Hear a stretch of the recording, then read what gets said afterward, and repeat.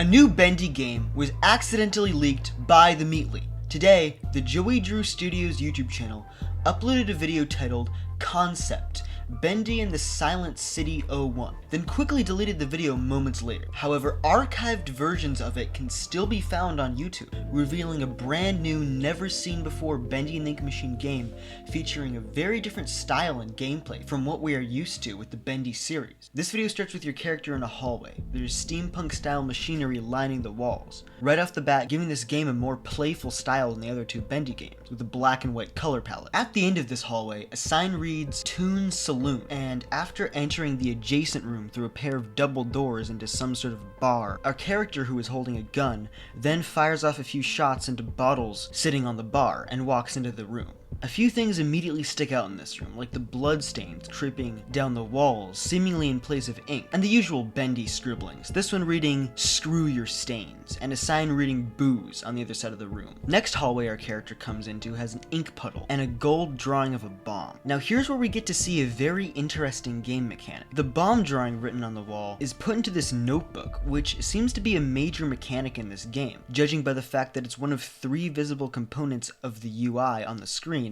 alongside the ammo count and the missions, this one reading "Find the Snitch." After the bomb is put into a notebook, by pressing the Y key, the player is able to turn the drawing into an actual usable item in the game, and you can see a partially filled bar next to the notebook icon, which likely represents how many items the notebook is able to hold. So it seems like this notebook would have been a big mechanic in this game, with the ability to collect these drawings and turn them into real items later on, which is certainly a very interesting game mechanic. Then, next shot, we are outside of the Toon Saloon, and in a larger ink city. It seems like this game would have possibly focused more on the city and larger inky world that was introduced in Bendy and the Dark Revival. This game also uses the common overall red, black, and white color palette, which looks pretty good in my opinion. In this city, we can see a lot of people's models, which obviously aren't animated yet, considering the game's unfinished state. And the models here are certainly a departure from the more realistic horror style of the first 2 Bendy games, but still fit the 1920s cartoon aesthetic very well. Next we get a look at some average New Jersey residents,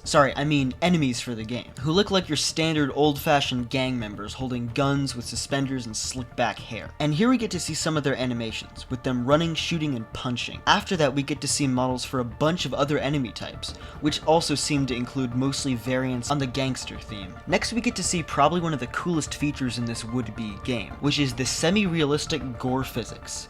Here we can see an enemy getting shot with chunks of his flesh blowing off, and in my opinion actually doing damage to enemies when you attack them in video games is super fun, and makes things a lot more dynamic and fun to play.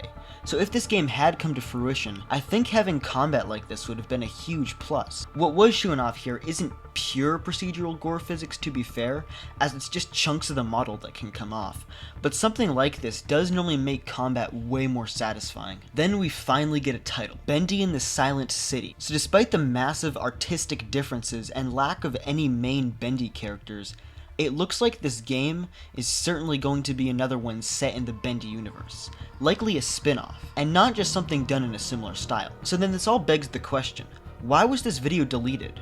What did end up happening to this game concept? Well, today after the leak, TheMeatly went onto Twitter and at first tweeted "oops," and then later went on to clarify the whole situation, stating, "Okay, just to clarify, the deleted footage today was a very early prototype that I made a while ago and wasn't intended to be seen by the general public. Our current focus as a team is on other Bendy projects. Also, it was me. I slipped up. Sorry, team." So it seems like this game concept is something that they had played around with a while ago, and it is no longer under development, which is a shame on the one hand, as I think there were certainly some interesting and unique concepts within this game. But on the other hand, a first-person Bendy shooter with this much of a varying art style just might not have fit very well into the current Bendy universe. So it does sort of make sense why it was all scrapped. Now by far the biggest news to come from this tweet is TheMeatly outright confirming that there are new Bendy projects in the work, and that this just isn't one of them. Now this is super exciting news, because that means that there is more coming from the Bendy universe in likely just a few years down the line. And this could mean anything from a sequel to Bendy and the Dark Revival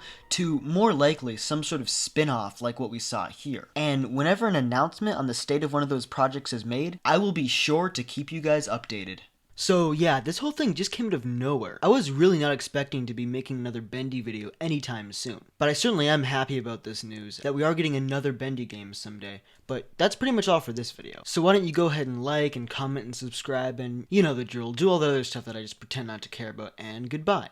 And we'll see you in the next video.